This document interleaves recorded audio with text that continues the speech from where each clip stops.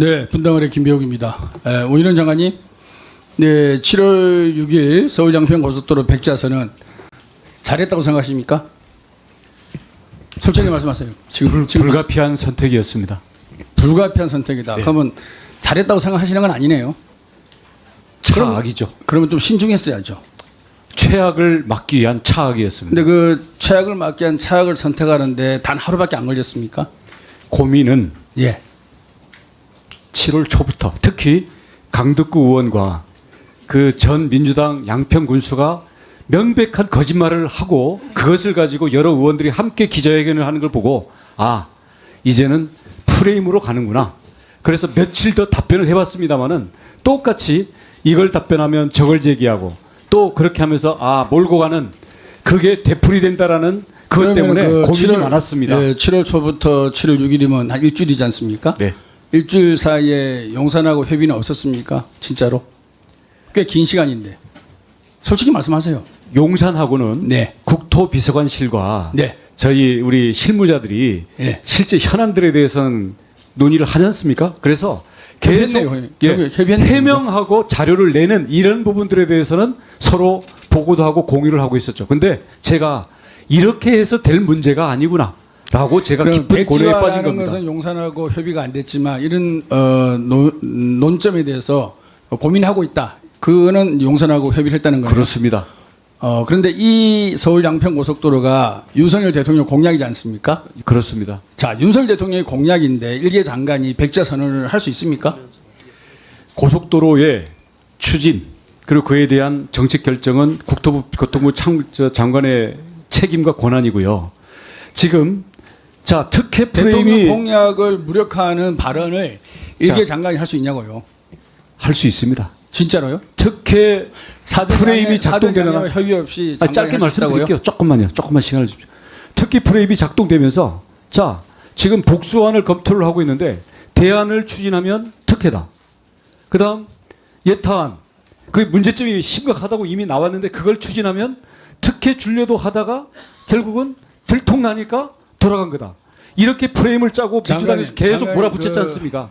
이 상황에서는 재발의 시간입니다. 이 상황에서는 할 수가 없는 거죠. 지금 장관님께서 말씀하시는 예탄의 문제점에 대해서는 국회에서 한 번도 공론화 된 적이 없습니다. 지금 지금 장관님께서 자꾸 시차를 혼돈하는 것 같아요. 우리 국회에서는 강덕구 의원의 기자회견과 존경하는 김두관 의원님이 질의 말고는 아무것도 없었습니다. 어느 날 갑자기 장관님이 7월 6일 날 백자선언을 한 거예요. 정말 장관님의 의지가 그런 식이라 그러면 본인이 먼저 상임위를 열어달라. 내가 해명할 기회를 갖게 해달라. 그렇게 하는 게 정상이죠. 그런데 아무런 소통과 협의 없이 느닷없이 7월 6일 날 급발진이 일어난 거 아니겠습니까? 근데 사람들이 이상하게 생각하는 거죠. 충분히 대화 토론도 하고 서로 협의할 수 있는 시간을 가지면 좋은데 아무것도 없어요.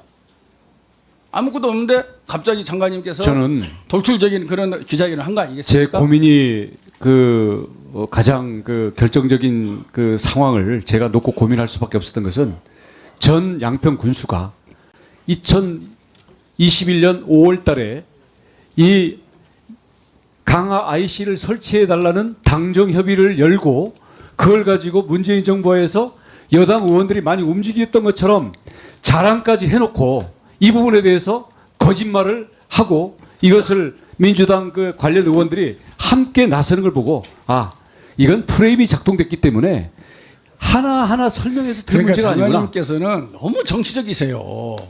국토 행정을 하는 자리가 장관입니다. 국토부 장관이에요. 아까 우리 김의국 의원님처럼 하나하나 설명하면 되잖아요. 동의를 얻어나가면 동의 얻어내지 못하면 예탄으로 가면 되고요. 왜 그걸 자꾸 정치화하고 프레임이라는 단어를 쓰고 유튜브에 보시면요. 25분 유튜브에 민주당이라는 단어가 몇 번 나오는지 아세요? 35번 나옵니다. 그게 어찌 국토부 장관의 유튜브입니까? 정치인의 유튜브죠. 굳이 그럴 필요가 없지 않습니까?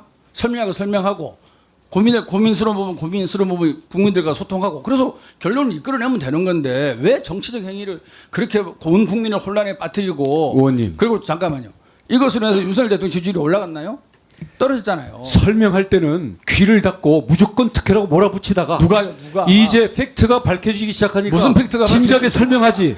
자, 저는 자꾸 혼자 세계에 이런 오지 수법은 마세요. 국민과 함께 저희가 한두 번 당했습니까? 국민과 함께 그동안 생각하세요. 국민과 함께 여러 번, 예, 뭐 쇠고기, 뭐 자, 아까 천안함, 제가- 사드, 성주 장관, 참회, 제 발언 전자파. 시간이에요.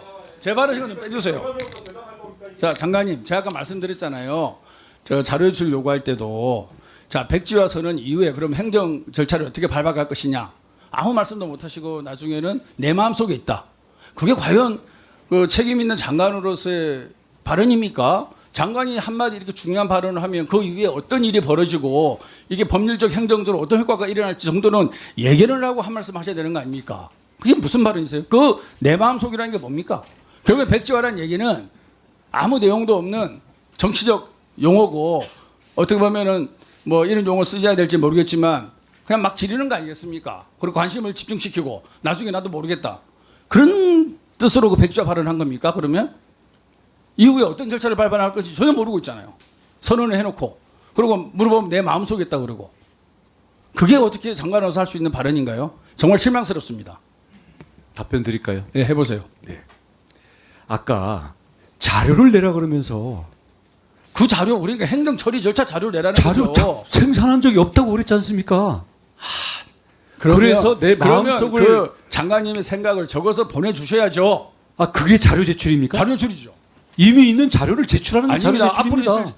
그 앞으로 일어날 일에 대해서 어떻게 생각하냐 물어본 자료 제출 요구 아닙니까? 같은 그 구호를 마음속이 뭡니까? 사용하는데 지금 말씀하세요. 현안 질의 때 말씀해 주신다 그랬으니까 내 마음속에 있다고 했는데 그 마음속이 뭡니까? 예. 한번 까보세요. 저는 거짓 선동이 중단되면 언제든지 정상 추진한다. 나도 정상 추진. 양평 고속도로는 건설되고 싶다. 이게 제가 백지화 선언할 때부터도 제가 정말 괴로움을 안고 말씀드렸던 얘기입니다.